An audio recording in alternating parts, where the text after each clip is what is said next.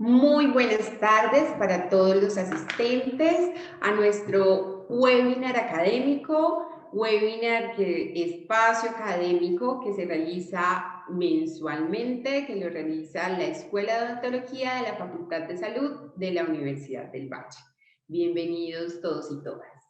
El día de hoy, en nuestro webinar Saludémonos en temas de interés, tenemos la conferencia Buen Vivir y Salud a cargo de la doctora María Carolina Morales.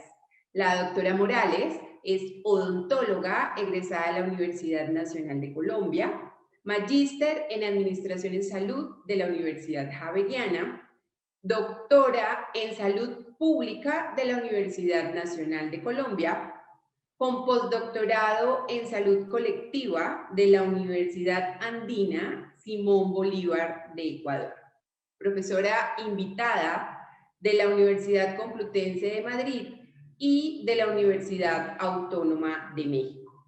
También es profesora titular de tiempo completo de la Universidad Nacional de Colombia y líder del grupo de investigación de salud colectiva de la misma universidad. Directora del bienestar de la Facultad de Odontología de la Universidad Nacional de Colombia y autora de varias publicaciones académicas.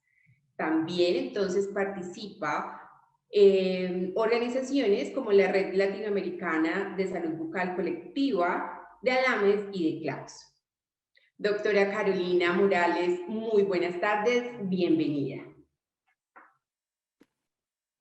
Hola Kelly, buenas tardes. Muchas gracias por esa presentación tan bonita y muchas gracias a mi amiga Lina, querida, por darme esta oportunidad tan especial para compartir con ustedes este momento tan importante para hablar de este tema.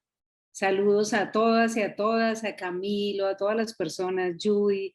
Quisiera saludarlos a todos y a cada una de las personas que están en el chat y decirles que se sientan en plena libertad de escribir, de plantear preguntas, de durante la charla, de plantear cualquier inquietud, cualquier cosa que ustedes consideren, porque la idea es hacer más una charla, más una conversación, más en esta invitación tan especial que nos hace la doctora Lina para hablar de este tema hoy desde la universidad. Para mí, un sueño, de verdad le agradezco mucho a ella tener esta oportunidad de estar con ustedes hablando de este tema hoy y se los ofrezco a ustedes con mucho cariño, con mucha especialidad para este momento que vive el país. Entonces, simplemente decirles que estoy abierta a la discusión que se suscite con mi presentación. Para ello voy a compartirles pantalla y en este momento quiero hacer mi presentación en pantalla completa, creo que ya está, ¿verdad? Sí, Caro, la vemos perfecto. Bueno, entonces, de verdad, Lina, un abrazo para ti, para todos, para Juan Pablo, que ayudó mucho sabiendo quiénes estaban interesados mediante el formulario en esta charla. Yo pude saber qué preguntas tienen ustedes, qué sugerencias, qué comentarios tenían antes de la charla, y a Kelly, que hizo un trabajo maravilloso apoyando todo lo necesario para encontrarnos hoy. Entonces, yo he decidido titular la charla El buen vivir y la salud, y básicamente en una relación entre las dos, entre esas dos categorías gigantescas, y llamarle una relación que transforma pensamientos, sentimientos y acciones ante las desigualdades e inequidades que hay hoy en Colombia. Entonces, desde allí quiero que pensemos de una vez, desde ya, cuáles son esas limitaciones en términos de conocimientos, de pensamientos, de acción que tenemos para poder intervenir los problemas que tenemos hoy en el país. Y es imposible darle un agradecimiento gigantesco a Cali, a los jóvenes de Cali, a Puerto Resistencia Primera Línea, como le llaman hoy en el país, a esta hermosa región de Cali, gracias a la cual, igual que al resto del país, a los jóvenes, los trabajadores, las trabajadoras, las personas que se han movilizado, hoy tenemos archivada una de las reformas que va en contra de la salud nuestra. Así que a los indígenas, a los afros, a todas las personas que facilitaron esta transformación que vivió el país y sobre todo a Cali, decirles que no ha sido en vano, que el país entero lo va a llevar en el corazón y nunca va a olvidar este momento tan especial que ustedes nos facilitan, este cambio fundamental que vive el país. Quiero también, antes de entrar en materia, decirles lo que pasa hoy con los jóvenes y las jóvenes, con las juventudes hoy en el país, que ustedes lo saben, pero quiero traer a colación estas estadísticas que nos encuentran de una manera sorprendida, pero también de una manera preocupada, que tiene que ver con la situación de los jóvenes, y es la encuesta Doctora que... Catalina, por favor, disculpe, qué pena. Tranquila. Eh, la presentación la puede, por favor, colocar en F5. Lo que pasa es que no está Claro. ampliada. Ahora sí. Exacto, sí, doctora, gracias. Gracias a ti. Entonces, no, miren, preocupada por la situación de los jóvenes y de las jóvenes, y me parece muy importante tener en cuenta las estadísticas que tenemos hoy a mano gracias a esta encuesta del Centro Nacional de Consultoría. Vean lo preocupante en donde los jóvenes tienen apenas, al preguntarles qué esperan, qué sentimiento de esperanza tienen, en este momento en el país solamente el 12% dice tener alguna esperanza, y el 78%, si esto lo comparamos con jóvenes en las diferentes universidades, seguramente son porcentajes más altos de incertidumbre, frustración, miedo, rabia frente a todo lo que pasa en el país. Y en general piden respeto, como todos, pedimos respeto, pedimos empatía, pedimos diálogo, y entonces pedimos de esa manera un resultado positivo de este paro. Y entonces desde acá agradecer a las universidades que han facilitado el encuentro de la gente en las calles haciendo esta movilización que bien es necesaria en el momento actual.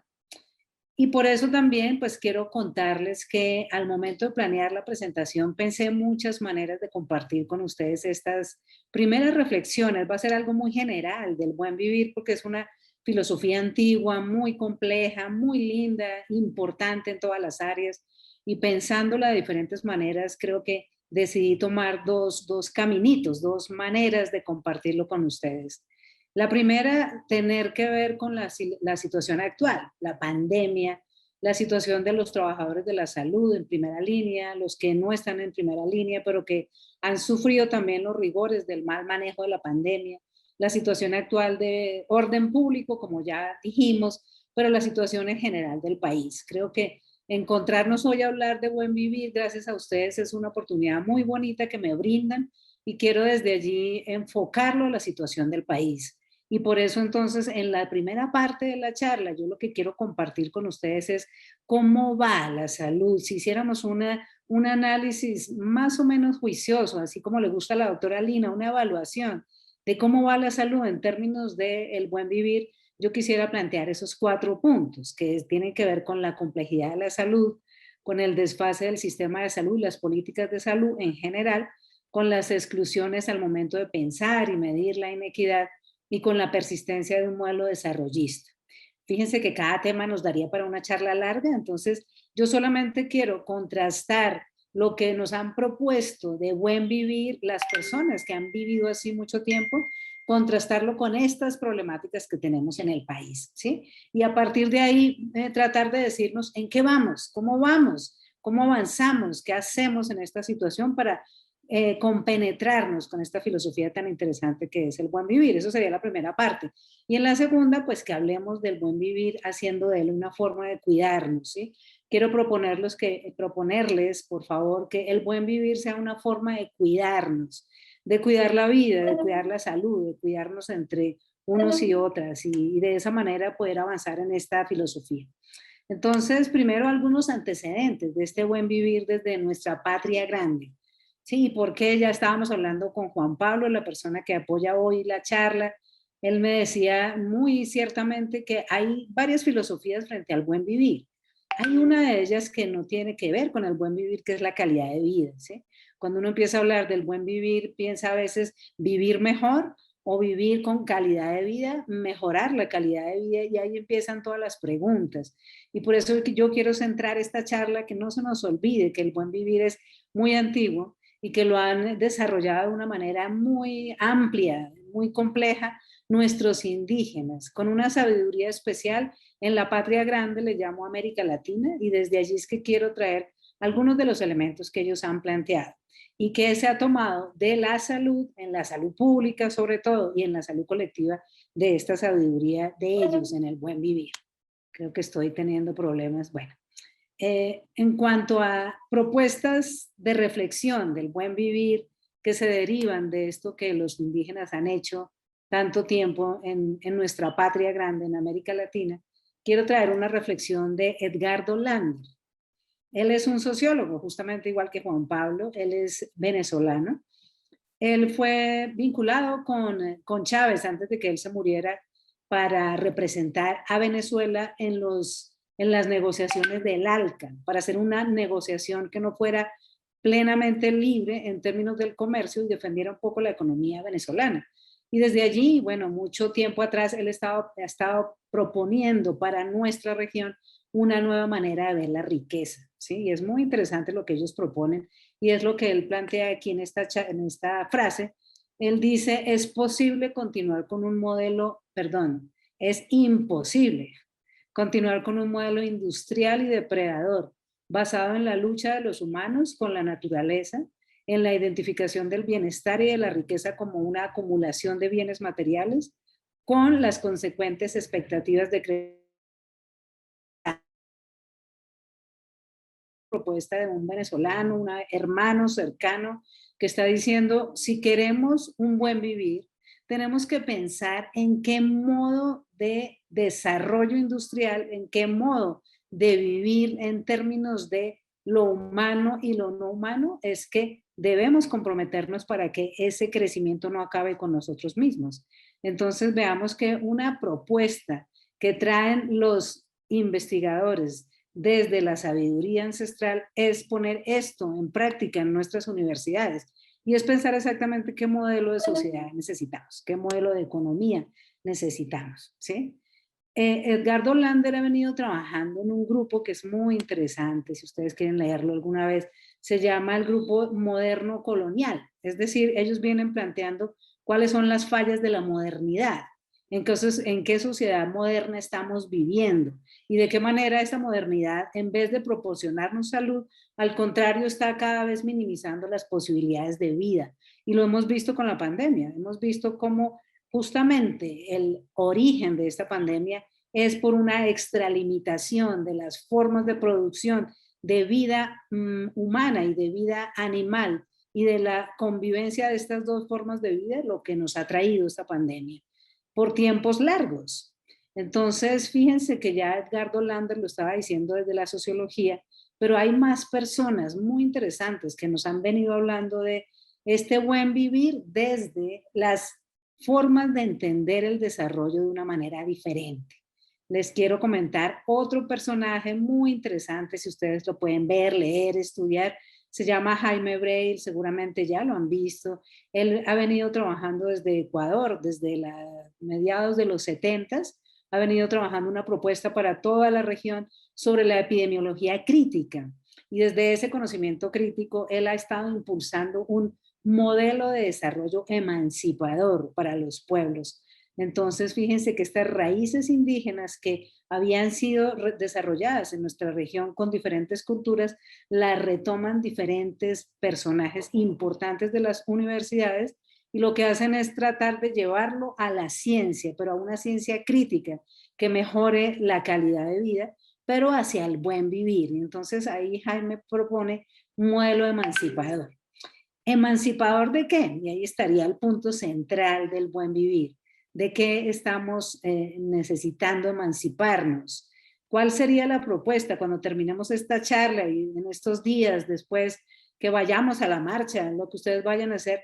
¿A qué están dispuestos a emanciparse? ¿A qué estamos dispuestas de esta sociedad que tenemos, que tiene muchas maneras de ser transformada por nosotros? ¿A qué estamos dispuestos? Y esa es la primera pregunta que nos hace el buen vivir.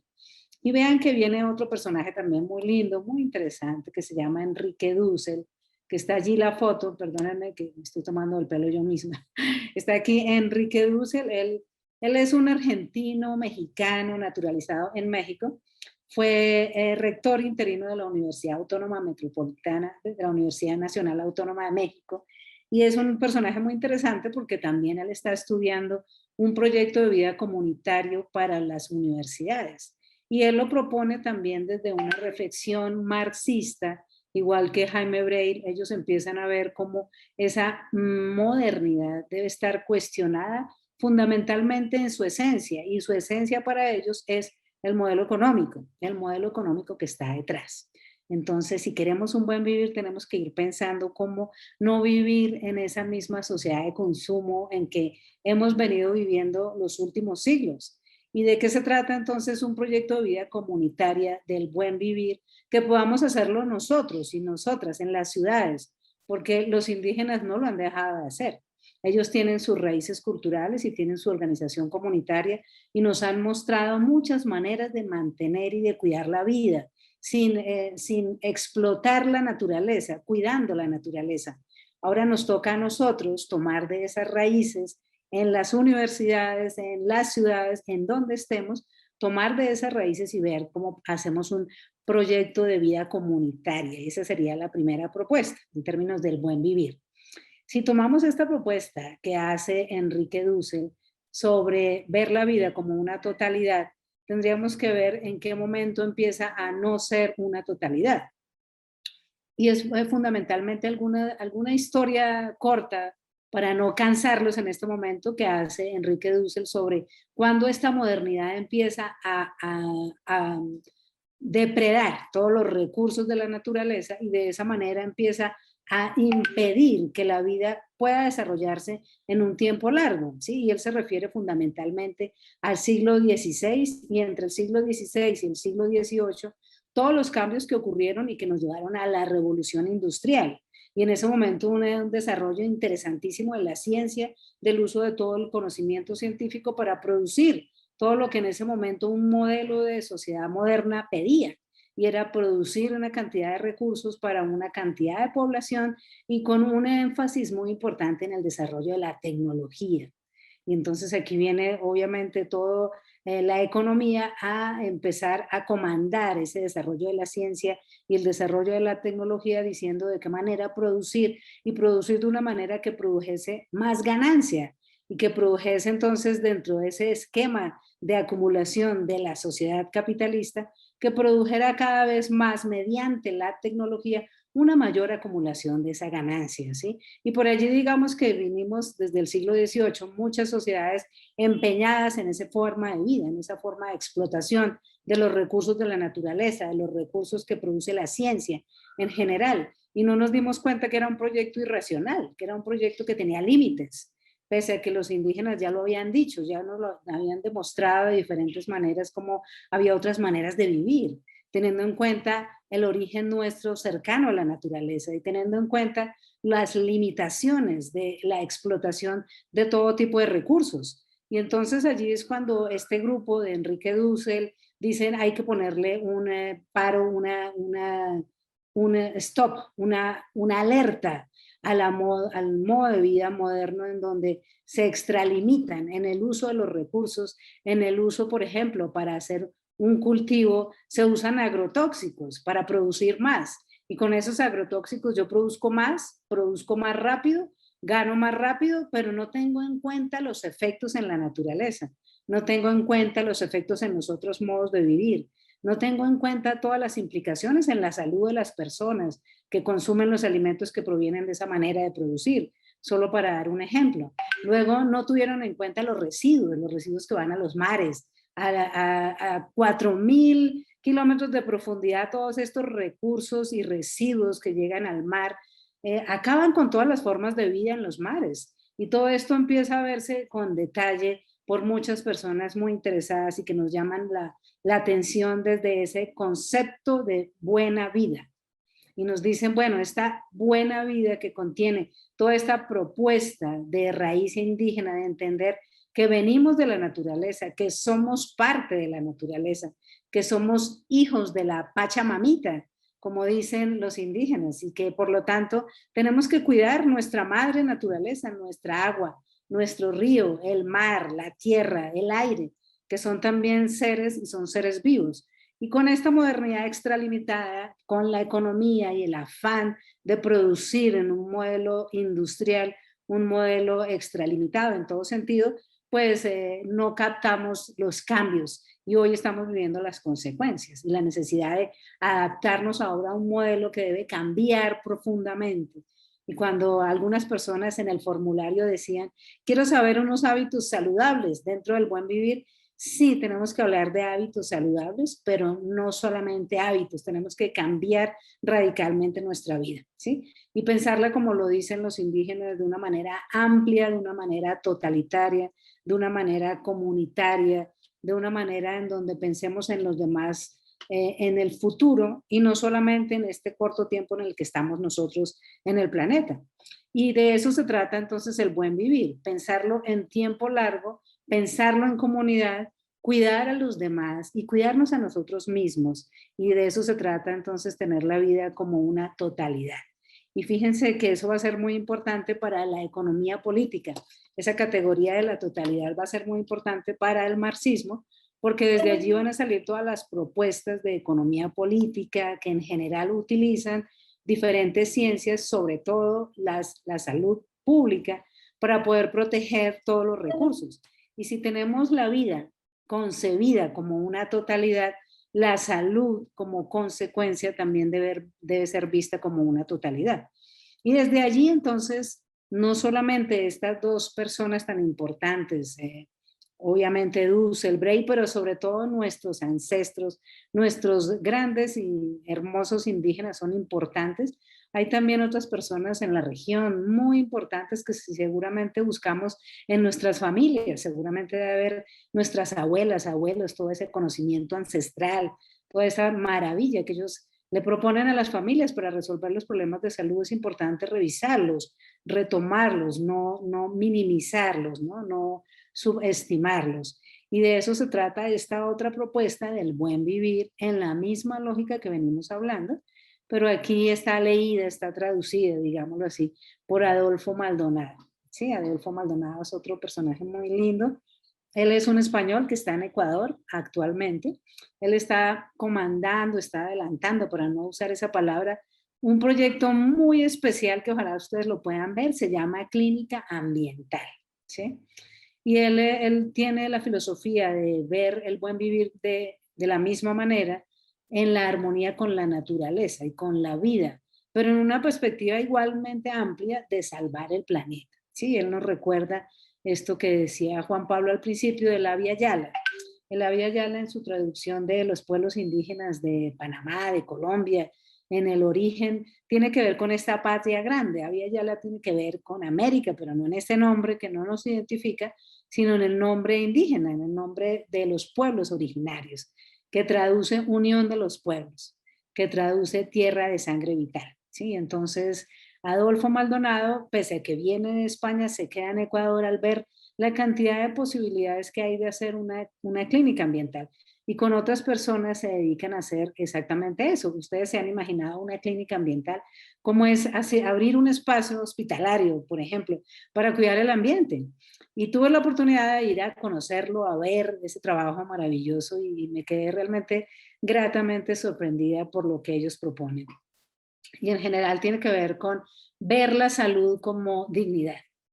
Y por eso la traigo aquí a colación en esta charla, porque me parece que si vemos la salud como una expresión de dignidad en todas las dimensiones, estaríamos y podemos estar en otra situación, ¿sí? En una situación diferente a la que tenemos hoy.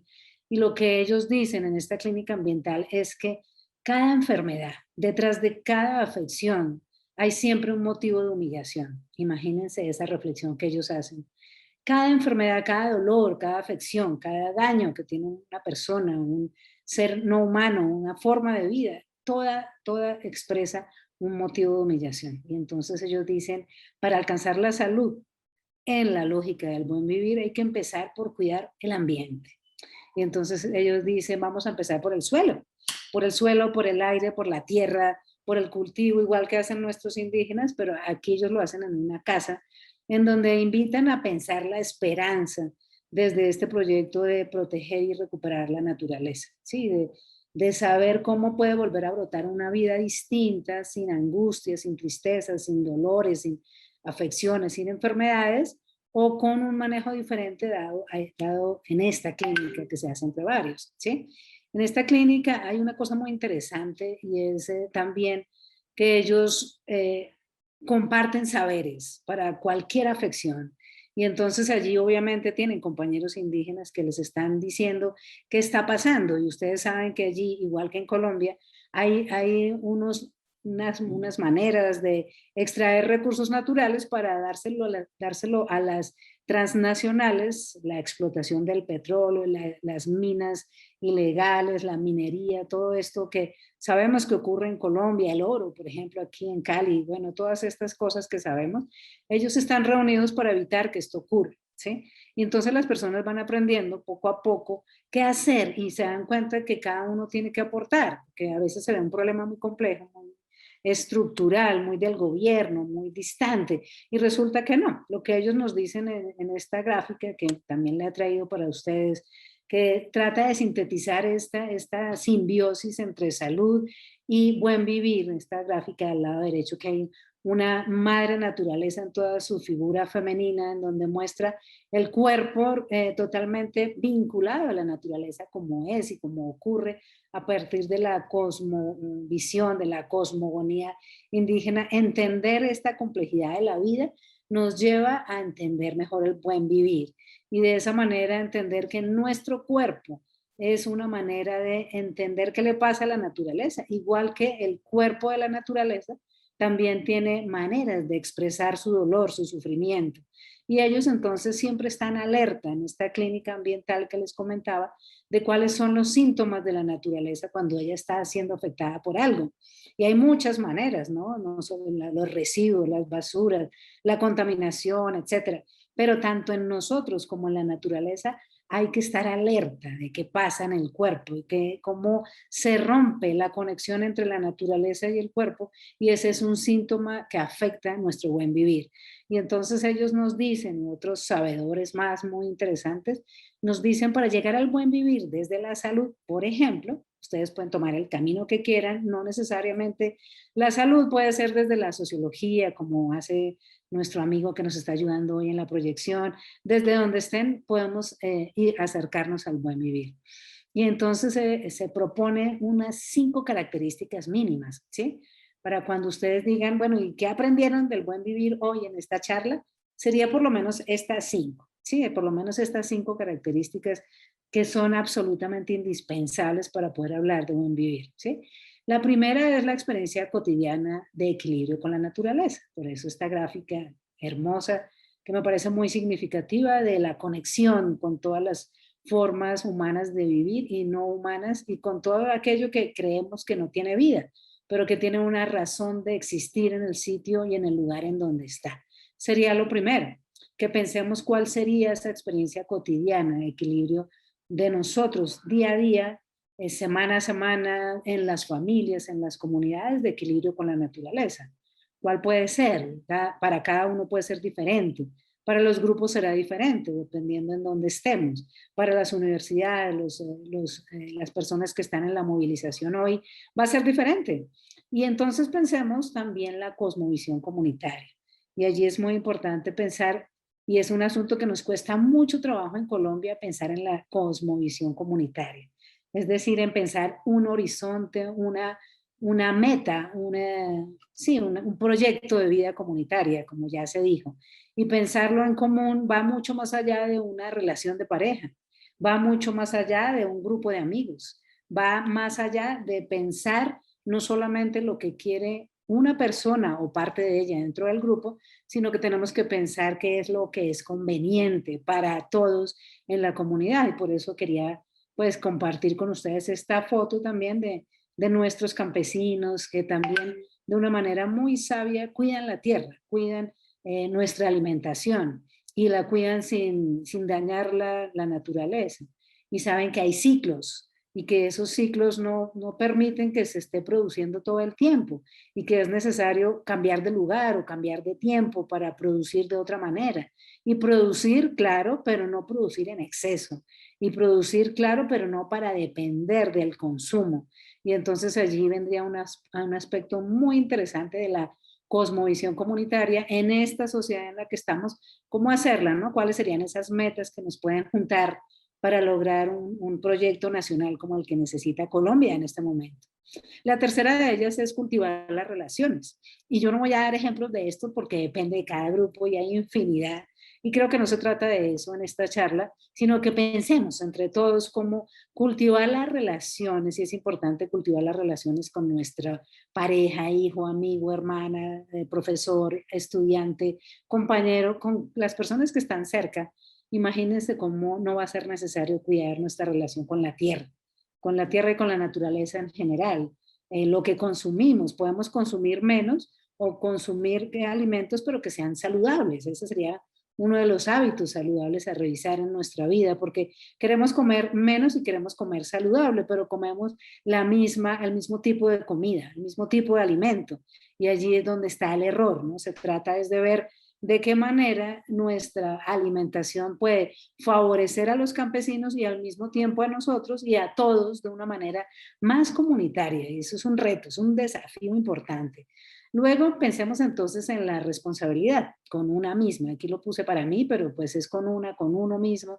La responsabilidad en términos de la salud y la responsabilidad en términos de el papel que jugamos en la comunidad en la que estamos, en la familia en la que estamos, y cómo cada sentimiento, cada pensamiento, cada acción tiene un efecto, y esa interdependencia la hemos tenido muy clara con la pandemia. Y entonces, claro, la pandemia nos dice qué no hacer en términos de esta manera de vivir la salud, pero el buen vivir nos lo dice de una manera mucho más amplia, diría yo. Bueno, voy a retomar desde acá y de verdad disculpas a todos. Estaba diciendo de las principales características del buen vivir que pueden ser útiles para este momento para todos. Y estaba comentándoles de la responsabilidad, que es un asunto esencialmente importante, y de los consensos, de la necesidad de hacer consensos y de generar maneras de reciprocidad en el trabajo que tengamos. Imagínense, por ejemplo, en salud, que tengamos reciprocidad, que tengamos y que logremos una acción en la que todos tengamos primero una acción saludable con los pacientes, con los compañeros, con las personas que están sufriendo una enfermedad, en este caso la pandemia, que tengamos una necesidad de hacer alguna atención específica en una institución y que haya reciprocidad del sistema de salud frente a toda la cantidad de esfuerzo que se está haciendo por parte de nosotros y de las personas que trabajan para lograr la meta de recuperar la salud. Entonces allí la reciprocidad tiene unas maneras de expresión en cada ámbito, en cada espacio, que son muy distintas y que va a depender entonces de los grupos, de cómo definen en los grupos, en las comunidades, ese buen vivir, ¿sí? Entonces, solamente recordar estas 5 características del buen vivir y entonces ya de aquí en adelante contarles un poco más cómo va Colombia, ¿no? Cómo va un poco la región, pero más que todo nosotros en términos del buen vivir. Aquí les hago un resumen pequeñito, no tiene la pretensión de ser riguroso ni ser extenso, un resumen pequeñito sobre cómo vamos en términos del buen vivir desde que existe esta filosofía. Y como ustedes saben, viene desde antes de nuestra colonia y antes de la conquista que sufren los pueblos originarios nuestros mediante ese proceso de colonia de 3 siglos que fue absolutamente brutal. Antes de eso, ustedes saben que había vida y que había unas formas de vivir acá que son muy interesantes, que es necesario revisarlas, entenderlas, ver qué relación tienen con nosotros. Pero quiero llamarles la atención que desde ese momento hay una invasión, digamos, a nuestra cultura, a nuestra manera de ser indígenas en esta parte del planeta. Y entonces ese mestizaje brutal como se da de la relación entre 2 culturas, entre 2 mundos en ese momento de la colonia, desde ahí empezamos a sufrir y a perder toda esa filosofía que ellos tienen y tenían del buen vivir. Entonces, fíjense que es una historia larga, que no podemos ir hacia allá, pero que sí tenemos que revisarla con profundidad desde ese momento, porque esto nos lleva a unas propuestas mucho más amplias, mucho más claras, mucho más realistas de lo que necesita nuestra nación para poder ir al buen vivir. Y tenemos que ir entonces en la historia hacia allá, 1492. Pero pues en salud y en la charla de hoy no podemos hacerlo, entonces veamos de allá para acá qué ha pasado. Y hemos tenido otros momentos como nación muy importantes, la independencia, es cierto, este momento del siglo XIX, pero que ha sido, digamos, matizada por todo lo que sabemos de la independencia, que en general se ha relacionado mucho más con la Revolución Francesa, mucho más con toda esta influencia del mercantilismo inglés en nuestro país y obviamente con la religión, pero esta religión institucional del Vaticano y de toda esta influencia importante, pero muy nociva en términos de la construcción de una cultura nacional que nos identifique y que nos permita en esa larga línea del buen vivir identificar nuestras raíces profundas, nuestros ancestros y la sabiduría que podemos tener como nación si sabemos de dónde venimos. Y veamos un poquito más adelante, y aquí me voy a detener más porque es desde donde voy a hablar un poco más de salud para relacionarlo con el buen vivir y tiene que ver con el modelo de desarrollo, por donde empezamos.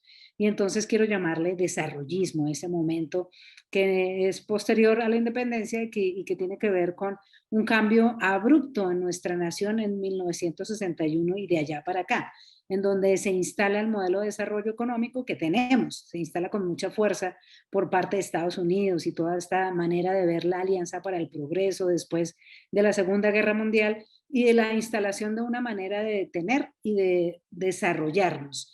Y esa forma de relacionar los países en vías de desarrollo, subdesarrollados, los países de primer nivel o de primer grado de desarrollo, todo eso nos pone en unas relaciones que son básicamente de generación de competencia en términos de el modelo económico que es lo central desde ese momento para nosotros en la constitución política, en las constituciones de las diferentes políticas y de las leyes que tenemos de allá para acá. Contarles solamente un asunto para que lo pensemos. Imagínense que en este desarrollismo en 1961 el presidente Kennedy, ustedes saben, Estados Unidos, primera potencia mundial, mucho dinero, un gran imperio realmente, pero primer país en el mundo con mortalidad infantil.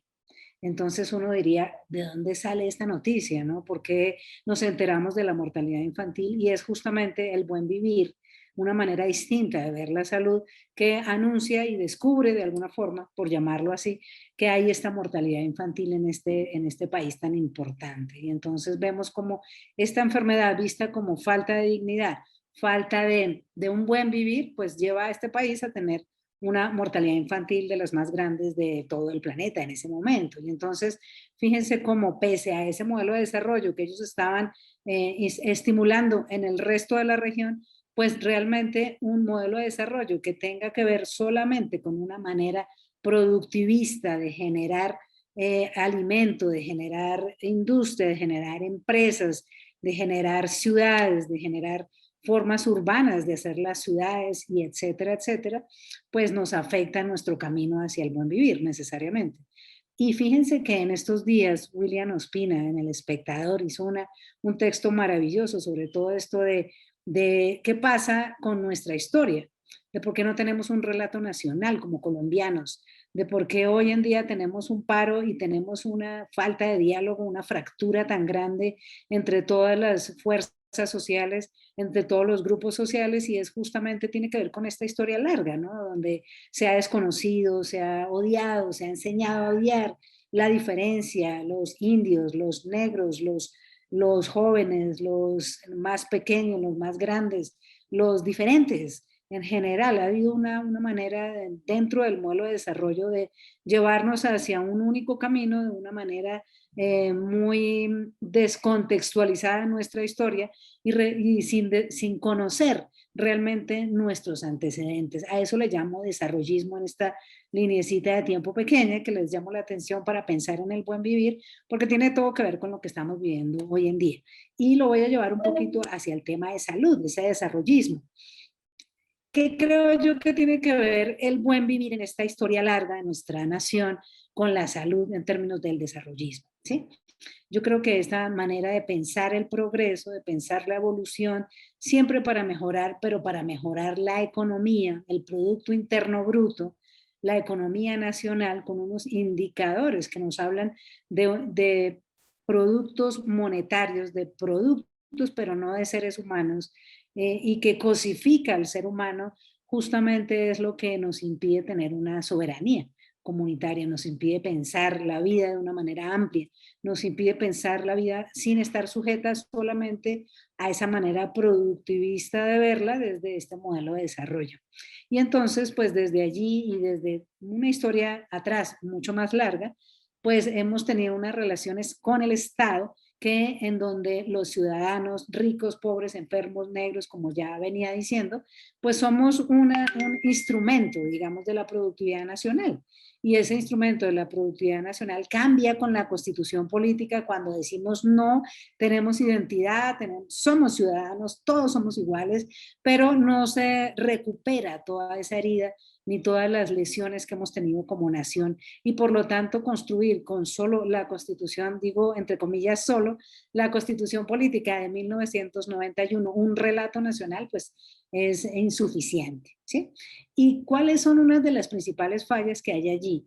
Pues por un lado, los eurocentrismos, y en este caso quisiera llamarles la atención sobre las formas como usamos la palabra desarrollo, ¿no? Desarrollo humano, incluso desarrollo local, desarrollo nacional, rural, sostenible, desarrollo a escala humana, etcétera, etcétera. Digamos que esa palabra desarrollo tiene un origen europeo que se mantiene en nuestra región y que nos impide desde ese punto de vista pensarnos de una manera comunitaria, de una manera distinta y que implica un desconocimiento de nuestras lenguas ancestrales, mitos, de nuestra sabiduría y entonces tendríamos que pensar un modelo de desarrollo que esté respondiendo a nuestras necesidades culturales como pueblo, a nuestras problemáticas más profundas en el cuidado de la naturaleza, por ejemplo, en nuestras problemáticas de salud, por ejemplo.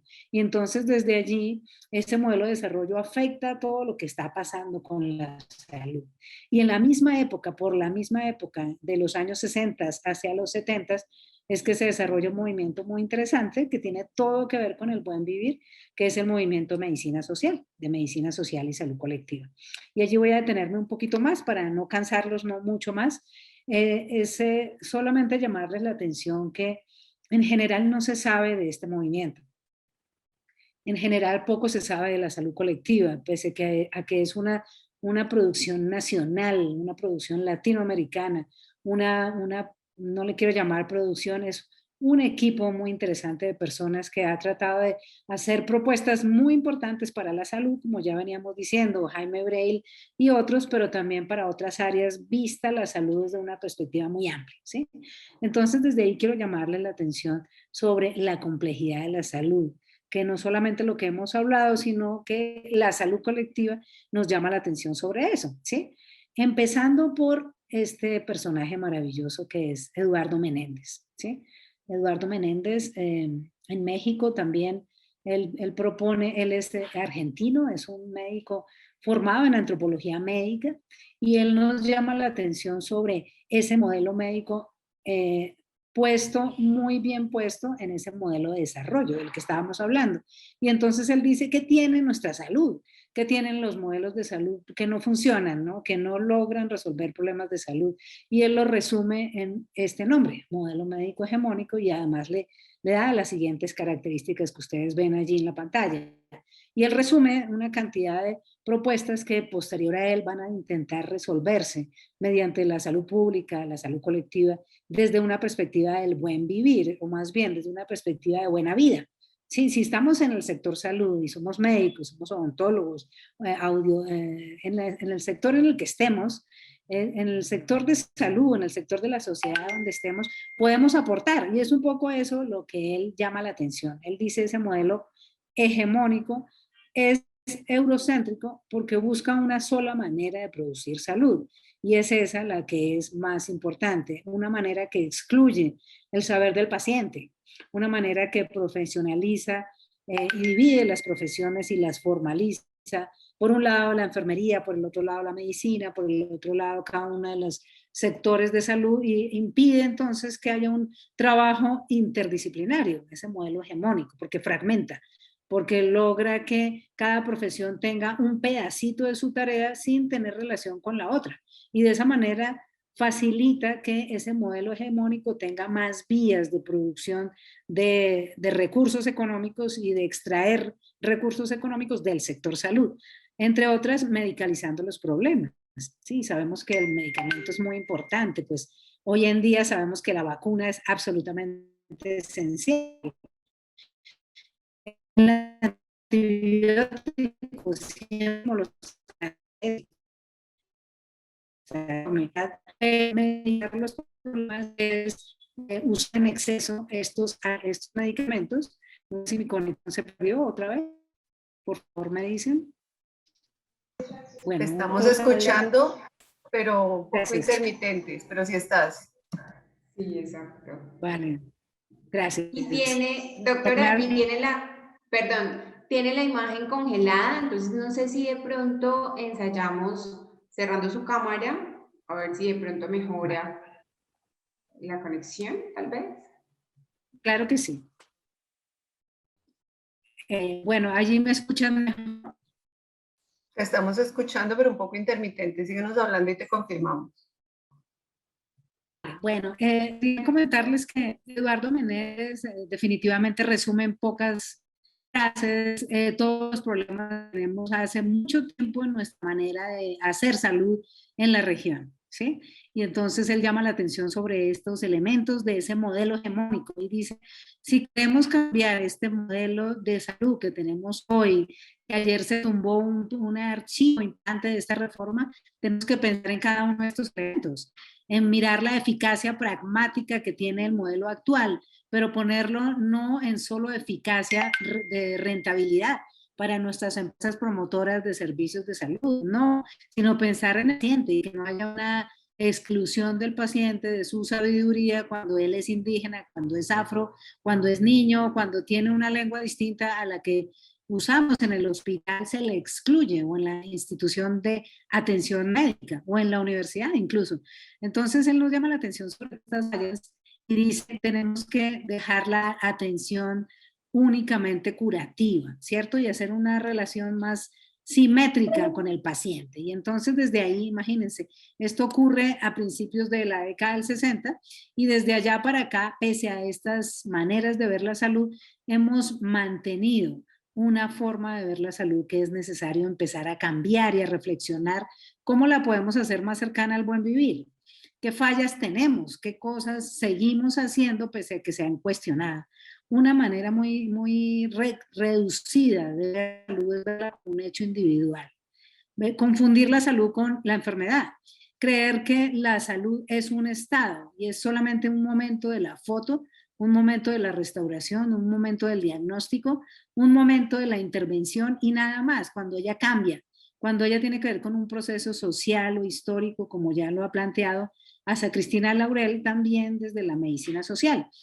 Formas convencionales de ver la salud que tenemos que revisar para todos y todas en esta charla, mirar qué tenemos de esto, cuando predomina la atención en el hospital, cuando no creemos en nuestros indígenas, por ejemplo, en los remedios que ellos hacen, en el poder de las hierbas, en el poder de la sanación de la naturaleza, por ejemplo, en otras maneras de ver la salud, en otras formas naturales, por llamarlo de esa manera, para resolver nuestros problemas de salud. ¿En dónde está ese conocimiento? ¿Por qué creemos solamente en una manera de atender la salud? Y aquí Edmundo Granda, desde Ecuador, nos había recordado que el Estado no está interesado en hacer salud pública, porque a él le interesa, desafortunadamente, seguir este modelo desarrollista de la enfermología pública, ¿sí?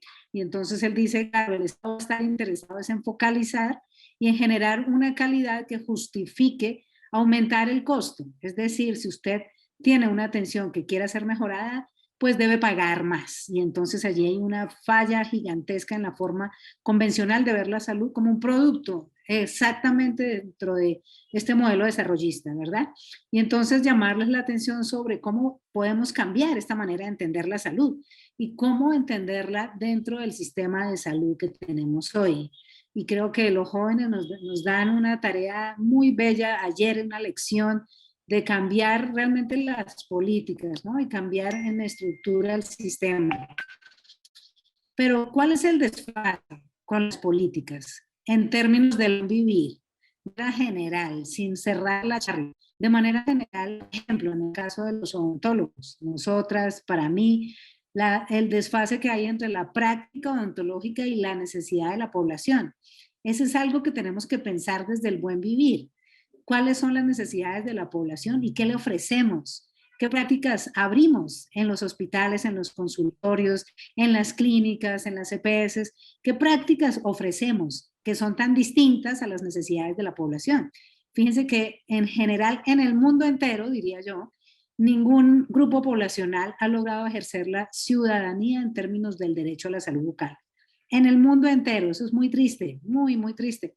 ¿Por qué? Porque se ha mantenido una idea funcional de la salud bucal, funcional al desarrollismo, donde pensamos que acceder con oportunidad y calidad a servicios de salud odontológica es un lujo. Es un lujo, la persona tiene que pagar y pagar mucho y a veces endeudarse y hacer préstamos gigantescos para recibir un tratamiento, muchas veces estético, que a veces no responden las necesidades de nuestra población. Entonces, ahí está, hay un cortocircuito gigantesco en ese buen vivir, un desfase muy grande que tiene que ver con todo lo que sabemos en epidemiología, todo lo que sabemos los profesionales en general, en capacidad técnica, todo lo que sabemos de las desigualdades que tienen nuestras comunidades y todas las posibilidades de experimentar un cambio. Entonces allí el cuestionamiento es grande en términos de qué hacemos para acercarnos al buen vivir, ¿no? Para acercarnos a unas políticas más saludables, como ustedes decían en el formulario que llenaron para esta charla. Algunos problemas graves que tenemos que pensar, ¿no? El esquema de aseguramiento que tenemos, el tener que pagar por atención específica por una patología, ¿no? Por ejemplo, el cáncer.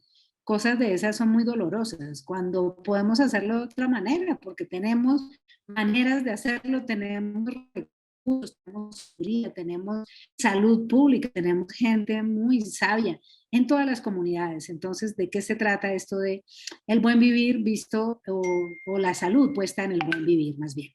Entonces, la última reflexión de evaluación tiene que ver con la inequidad. La inequidad en términos de las exclusiones cuando pensamos el buen vivir.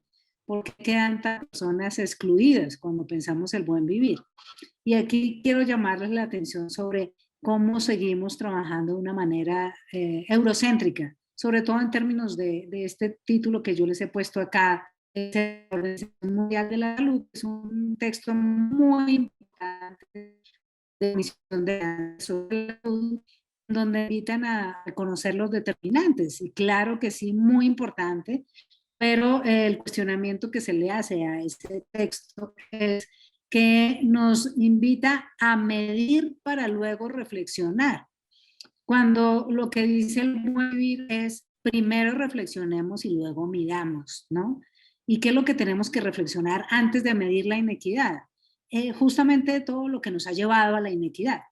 Y lo que nos ha llevado a la inequidad son todas esas maneras de vivir, como nos han enseñado varios, modos de vivir que tienen que ver con lo que hacemos a diario en nuestras maneras de consumir, de alimentarnos, de comprar, de consumir, de trabajar, de relacionarnos, que en últimas determinan lo que nos pasa a nosotros en salud y enfermedad. ¿Sí? Entonces, cuando hablemos de inequidad y hablemos de desigualdad, tenemos que incluir todos los modos de vivir, no solamente las enfermedades, sino el origen de las enfermedades. Y ahí es donde tenemos que poner más énfasis para poder llegar y acercarnos un poco más al buen vivir.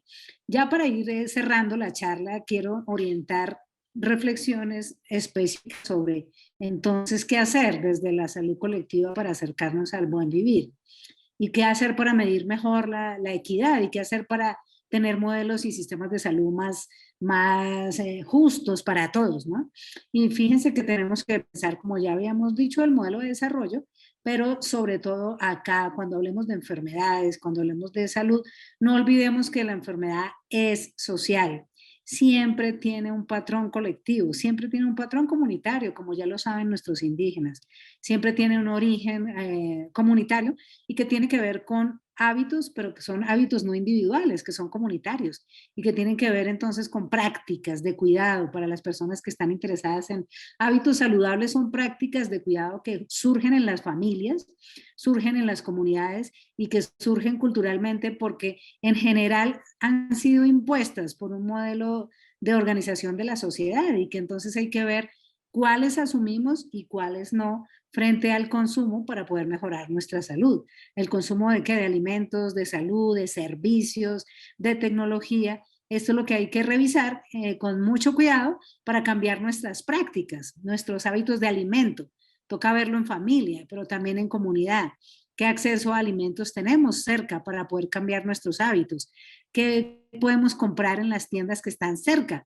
¿Cómo podemos favorecer a las comunidades para que esas prácticas nuevas que generan buen vivir para todos pueden sostenerse en el tiempo y pueden generar entonces unos hábitos que no generen más desigualdad frente a las personas pobres, frente a las clases sociales, frente a las diferencias de sexo, de género, de raza que siempre hay en nuestras sociedades, que siempre hay en nuestras ciudades colombianas y ciudades de todo el país.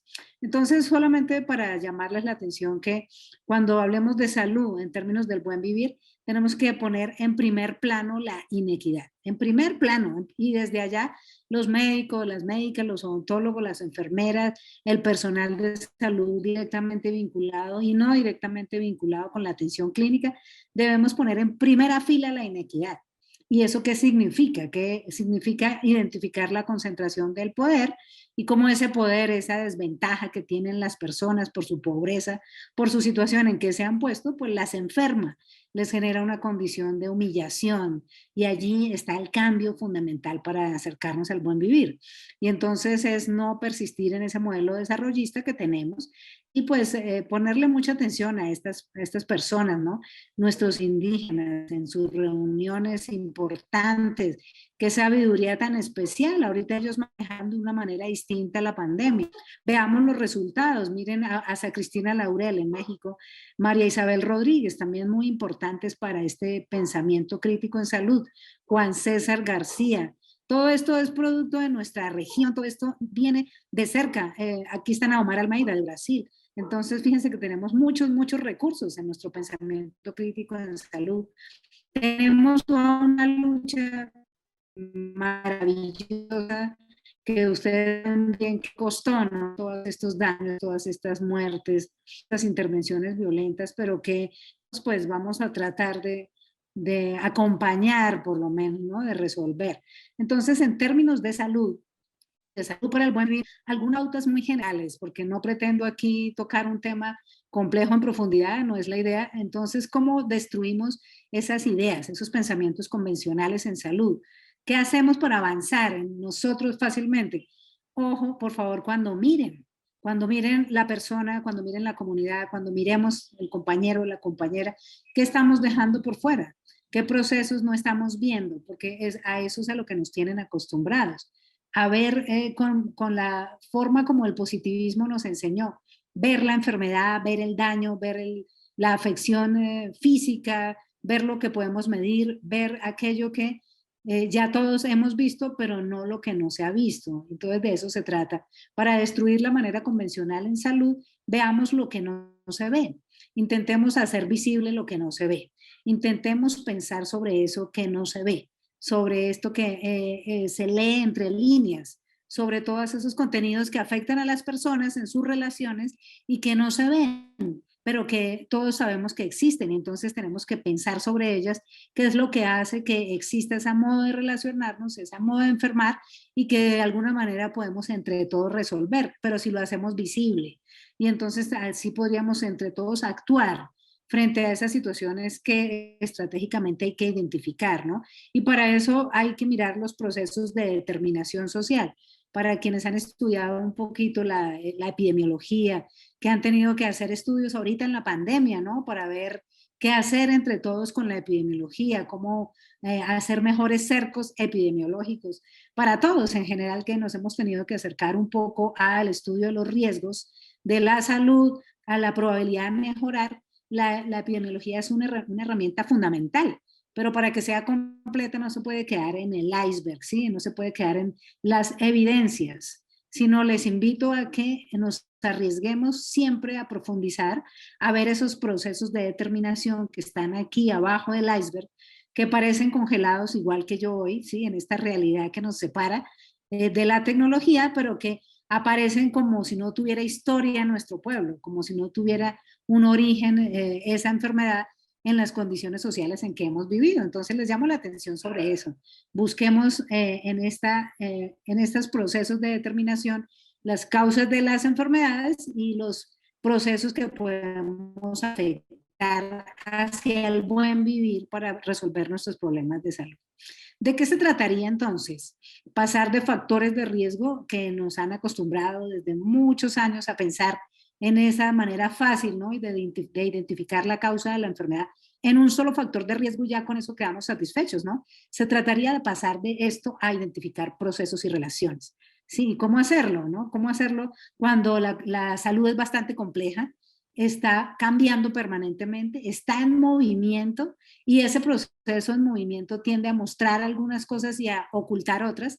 Y entonces, ¿de qué se trata? Justamente de ver, de no ser ingenuos, de no hacer una operación repetitiva de algo que sabemos que no da resultado, de asumir el desafío completo, de cambiar nuestra forma de vivir filosófica, física, materialmente, para asumir una noción distinta a lo que nos han impuesto de una manera productivista, ¿no? ¿De qué se trata eso? Cuando pensemos en salud no podemos pensar en una sola persona, en el enfermo, o en un individuo y su familia. No, seguramente hay que pensar en todos los procesos que están involucrados, como lo dice esta diapositiva, procesos de grupos sociales y de la sociedad, que siempre están involucrados, pese a que hablemos solamente de una caries, pese a que hablemos solamente de una enfermedad infecciosa, entre comillas, pese a cualquier situación de salud y enfermedad, siempre está afectada a la sociedad, siempre se ha humillado la sociedad para que ella se enferme. ¿De qué manera? Hay muchos modos de vivir y esos modos de vivir nos conducen a estilos de vida que son decisiones que cada uno de nosotros tomamos frente a lo que hacemos a diario, frente a lo que hacemos con nuestras vidas, y esos modos de vivir de donde venimos, de nuestras familias y de nuestros grupos sociales, están determinando lo que nosotros pensamos como individuos. Entonces hay una relación muy estrecha y muy importante que es necesario identificar para que esos patrones sociales sean los que debamos modificar entre todos, ¿no? Porque nos producen enfermedad. Y a manera de ejemplo, para acercarnos al buen vivir, el profesor Jaime Brey, pero también Adolfo Maldonado, muchas personas que trabajan en promoción de la salud en la región, han propuesto elementos sencillos para acercarnos al buen vivir, ¿sí? Sencillos, de verdad sencillos. Me refiero a identificar aquellos elementos que protegen la salud. Si hoy hacemos una lista de todo lo que nos protege en esta charla, por ejemplo, el tener ya este grupo, el de poder encontrarnos hoy, saber que somos amigos, saber que tenemos una relación, que tenemos un interés común, ya ese es un elemento protector. Y asimismo haríamos en todas las situaciones, identificar varios niveles de los elementos protectores, ¿cierto? Uno individual, familiar, colectivo, de la universidad, de la sociedad, ¿sí? Y al identificar todos esos elementos protectores, pues vamos a consentirlos, vamos a protegerlos más, para que no se reduzcan, para que generen más bienestar, generen más buen vivir. Y al contrario, pues esos factores que destruyen nuestro buen vivir, pues también hay que hacerles una lista. Y en el detalle también, en términos de lista digo yo, pero es más identificar el proceso negativo, el proceso tóxico que afecta a nuestro buen vivir a nivel individual, familiar y general, y desde ahí entonces empezar a intervenirlos, ¿no? De una manera comunitaria, es la única salida, no hay más alternativas. Entonces, para retos que nos quedan de esta charla o de esta propuesta, entender la salud como un fenómeno complejo, ¿sí? Cambiar nuestros hábitos no es sencillo. Cambiar nuestros hábitos no lo hacemos solitos, deben ser en familia, deben ser en comunidad. Entender la salud como un fenómeno social implica eso, implica trabajar en comunidad y entender que la complejidad de este fenómeno implica lo que hemos hablado hasta ahora y otras más. También implica ver la salud en clave de género, ver la salud en clave de clase social, de etnia, de comunidad, es decir, siempre analizar desde allí qué pasa, siempre tener en cuenta esas categorías enormes, muy importantes, y siempre trabajar con otras disciplinas, ¿no? Con otras culturas como es necesario con el buen vivir. Y pensar que la prevención de las enfermedades debe basarse en cambiar el modo de vida, no el estilo de vida, ¿sí? En eso nos hemos equivocado. Pensamos que prevenir las enfermedades es sencillo, que es recomendarle a la persona que se cepille los dientes, recomendarle que haga dieta, recomendarle que haga ejercicio. Y claro que sí es necesario, pero es totalmente insuficiente. Tenemos que ver en el modo de vida cuál es el daño que hay allí. Y entonces promover la salud significa cambiar el modelo de desarrollo. Y en este modelo de desarrollo, pues ustedes mejor que nadie saben que ese modelo extractivista, ¿cierto? Ese modelo que nos hace daño a todos, pues es que es el más difícil de romper. Y ahí está el desafío más grande, ¿sí? Nos toca quitarnos esas camisas de fuerza que nos han impuesto en ese modelo de desarrollo. Y eso es bastante complejo, pero es posible.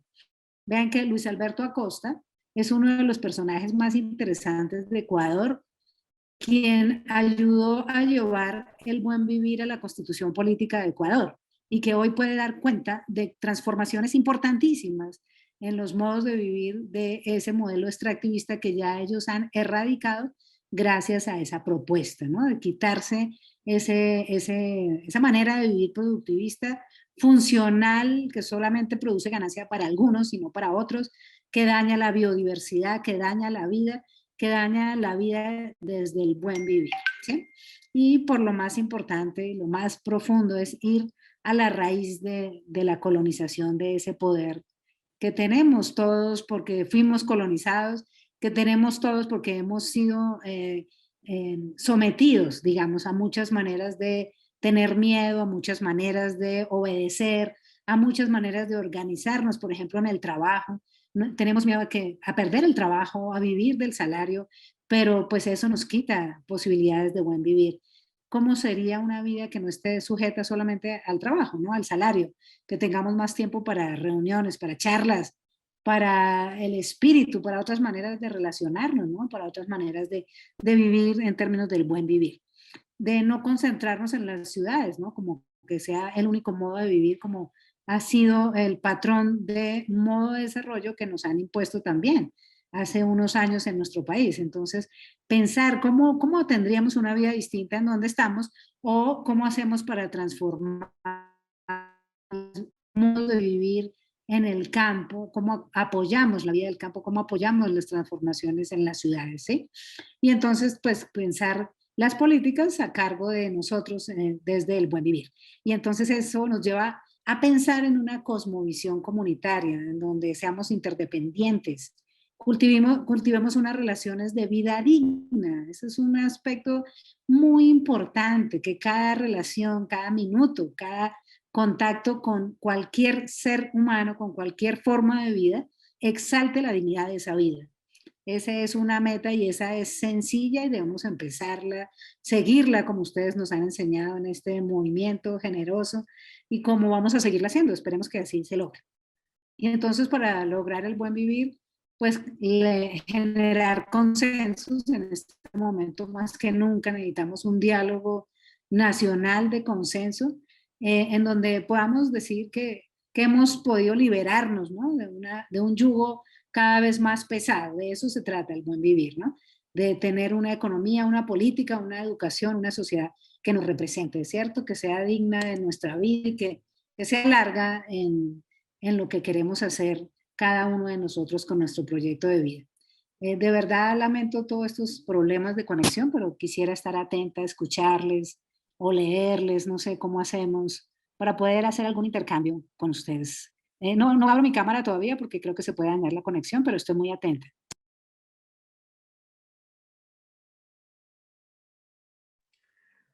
Bueno, doctora Carolina, muchísimas gracias por tan excelente conferencia. En el chat hay una pregunta. ¿Bajo qué condiciones es posible llevar a cabo un proceso emancipatorio que permita el buen vivir?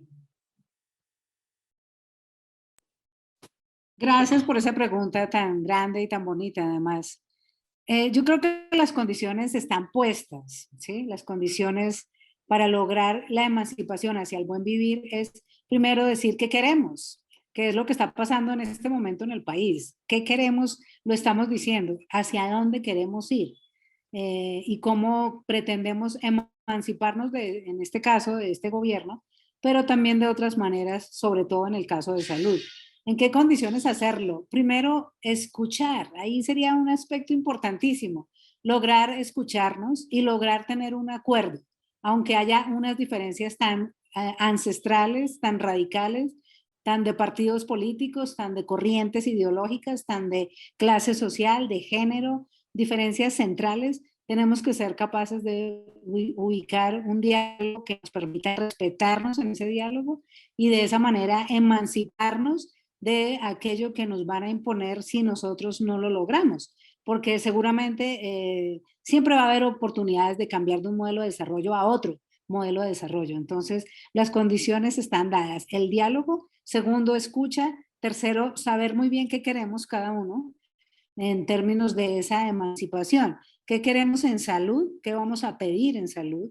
Seguramente hemos hablado mucho de la estructura del sistema de salud no funciona. Debemos llegar a un acuerdo de qué es en eso de la estructura del sistema de salud que queremos cambiar, llegar a un acuerdo de qué es eso, qué es lo que queremos cambiar. Y una vez tengamos ese acuerdo, empezar a trabajar por ese logro. Una forma de emanciparnos son experiencias que tenemos en la región. Por ejemplo, en el caso de Ecuador, Perú, Bolivia, bueno, casi toda la región, hay de agroecología. Esa es una experiencia vital muy interesante que podemos ver para que ustedes vean que es posible emanciparnos con el diario vivir, con experiencias, por ejemplo, de agroecología. Solamente para dar un ejemplo. Entonces, quisiera invitarlos a que creamos en esa posibilidad y a que veamos que es posible emanciparnos en la medida en que cada uno y cada una decida qué quiere cambiar, qué le impide el buen vivir, porque no es una tarea sino de cada uno y del grupo y de la sociedad en particular. Eso quería comentarle a esta persona. Bueno, doctora, muchísimas gracias por su respuesta.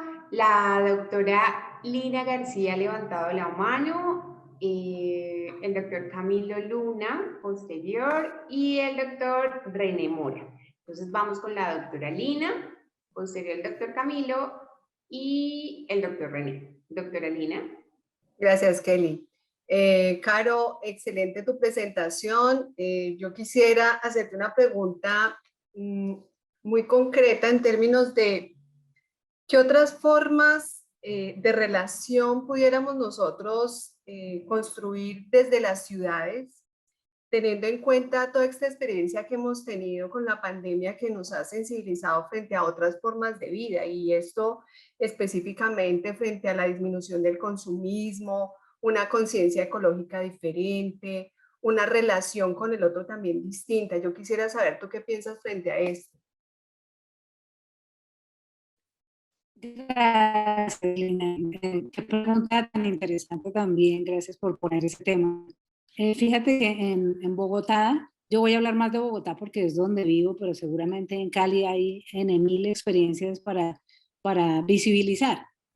En Bogotá en general lo que se ha visto es que las manifestaciones, voy a hablar de la situación actual para poner ejemplos, porque me parece que es didáctico, que aunque no es la única manera de hablar de esto que tú me preguntas, Lina, pero sí me parece clave ver las diferencias que hay en las formas de movilizarnos en Bogotá.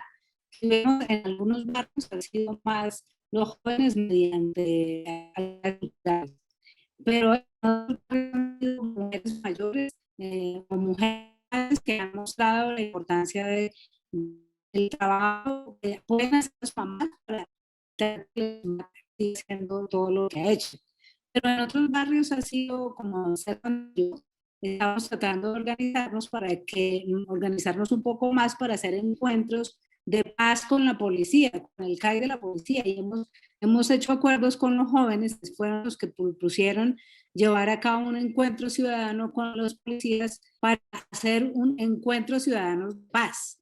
Entonces aquí lo que nos da a todos en el barrio es toda esta...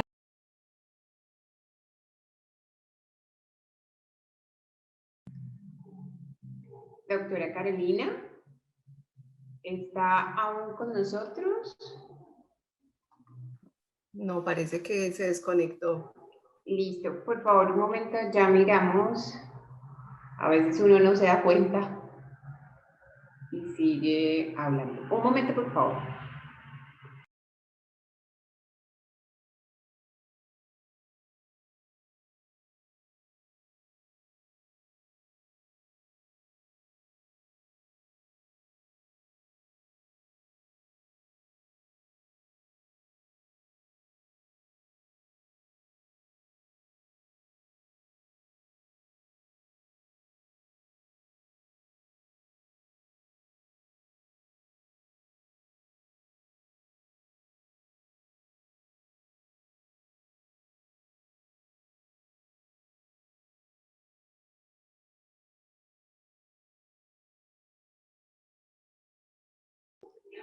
Por favor, damos unos minutos de espera. Sí, efectivamente, se tuvo problemas de conexión, pero ya está reintentando nuevamente.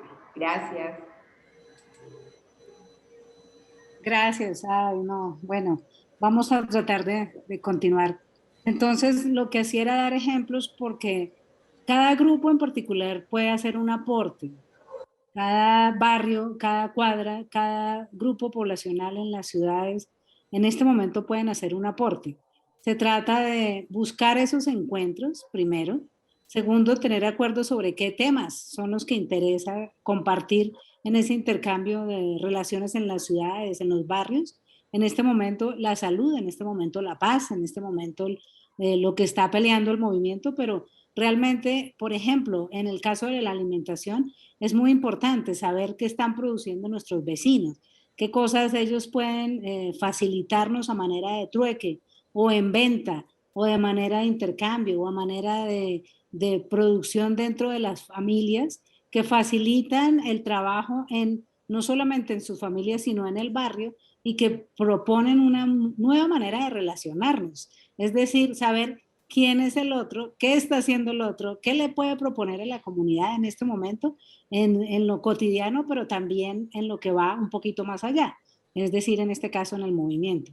Creo que es eso, Lina. No sé si me expliqué bien, si respondí tu pregunta, si no, por favor me cuentes.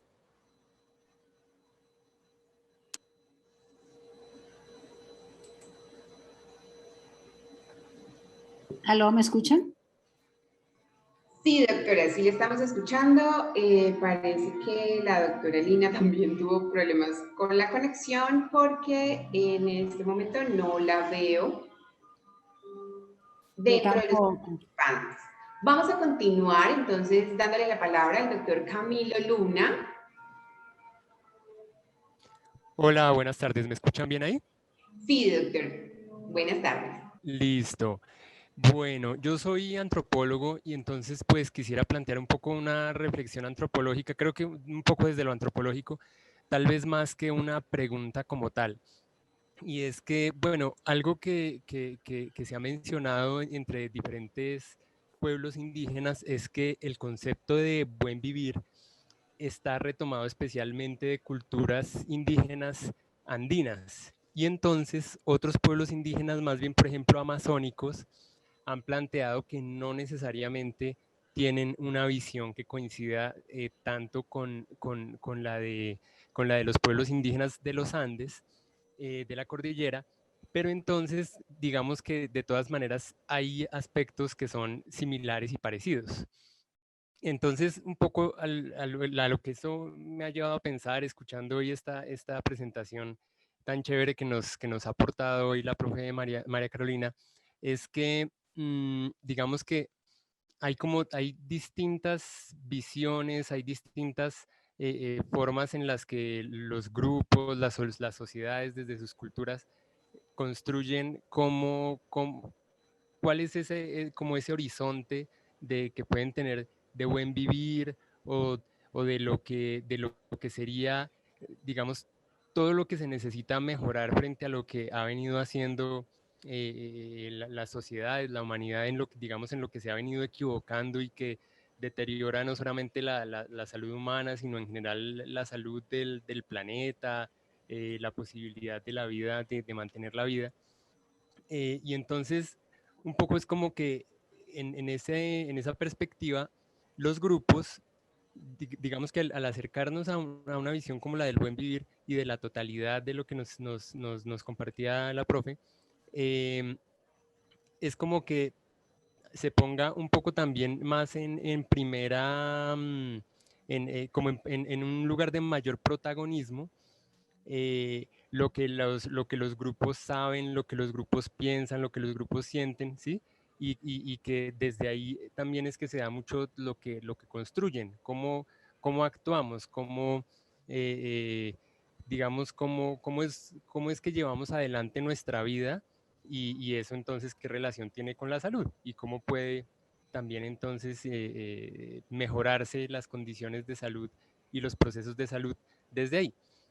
Entonces creo que algo como muy interesante de todo esto es como una apertura al diálogo, ¿no? A esos escenarios donde también desde las ciencias de la salud y en el compartir, por ejemplo, con las ciencias sociales o en el tejer conjunto, no tengamos como una jerarquía tan marcada de los saberes, de que unos saberes estén por encima de otros, sino como esa disposición a a ver que no solamente hay muchas cosas que influyen en la salud, digamos como en la perspectiva de la determinación social y esto, sino que hay que tejer realmente de una manera en la cual las concepciones, cuando la profe nos habla de todo el tema de la cosmovisión, me hacía pensar es como todo el sentido de vida, los distintos sentidos de vida que se tienen y que es desde ellos también que se da la posibilidad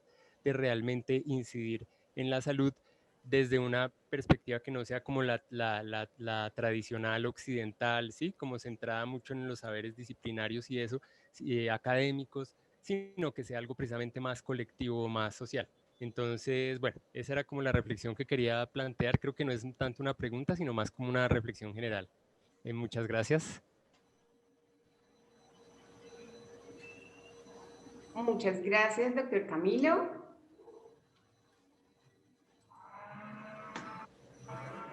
Bueno, démosle la palabra entonces al doctor René Mora. Hola, muy buenas tardes. Doctora María Buenas Carolina, tardes.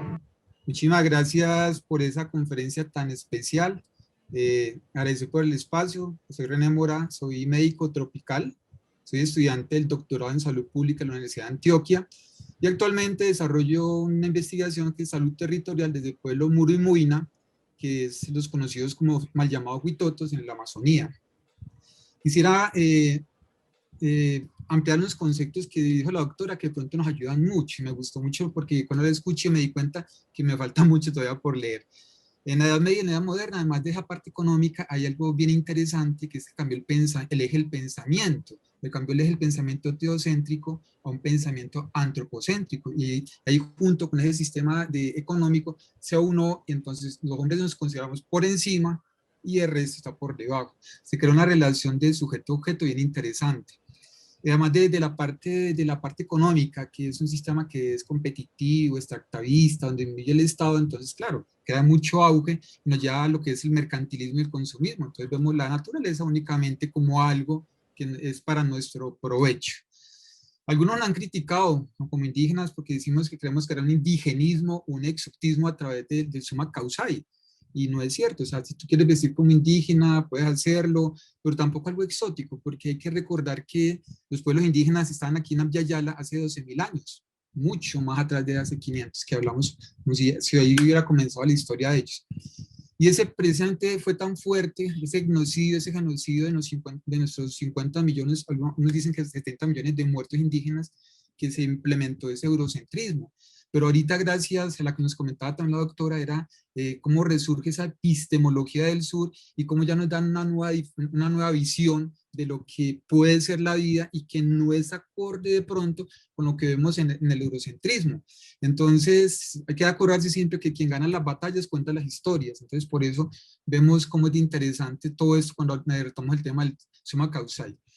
La relación que tenemos con la naturaleza, porque nosotros somos naturaleza, nosotros los indígenas somos naturaleza, y todos nosotros somos naturaleza, es diferente a la relación que tienen sujeto-objeto. Nosotros tratamos de sujeto a sujeto. Plantas, animales, piedras, tienen espíritu y tienen corazón. Entonces, esa relación es muy diferente. Entonces, yo no ver morir 30 personas es tan fuerte como ver morir 30 árboles. Entonces no estamos superiores. Somos la última especie en la escala de evolución, pero no somos la mejor especie en ese sentido. Y todos venimos de un mismo útero, que es la Pachamama. Entonces somos un pensamiento, un sentir, una persona.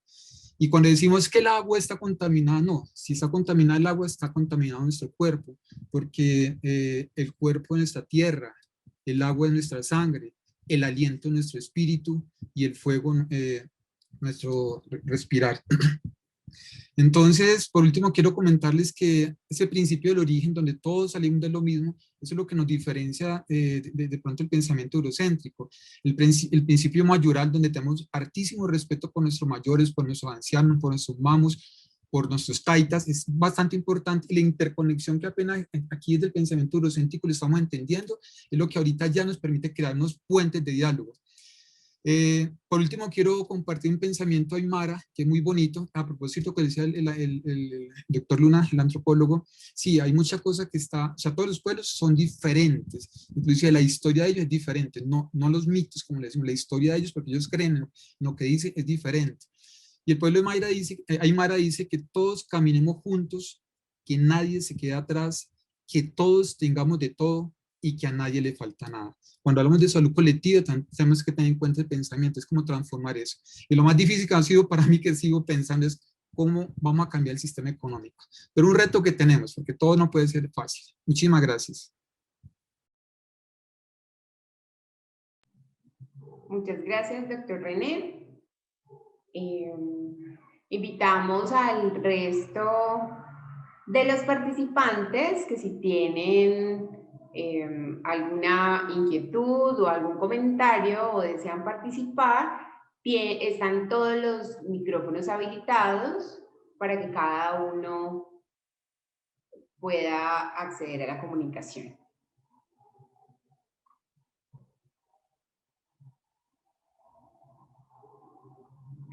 Bueno, hasta el momento no tenemos ninguna otra mano levantada. Doctora Carolina, si de pronto desea volver a tomar la palabra. Sí, Kelly, muchas gracias. Lamento tanto no verlos, no verlas y no poderles dar un abrazo de agradecimiento por esta oportunidad tan bella. Entiendo las limitaciones de la conexión y de toda esta manera de encontrarnos en la actualidad. Les agradezco a René, a Camilo, esos comentarios. Creo que es una manera de ampliar toda esta comprensión que tenemos y que cada vez debe ser más apropiada culturalmente.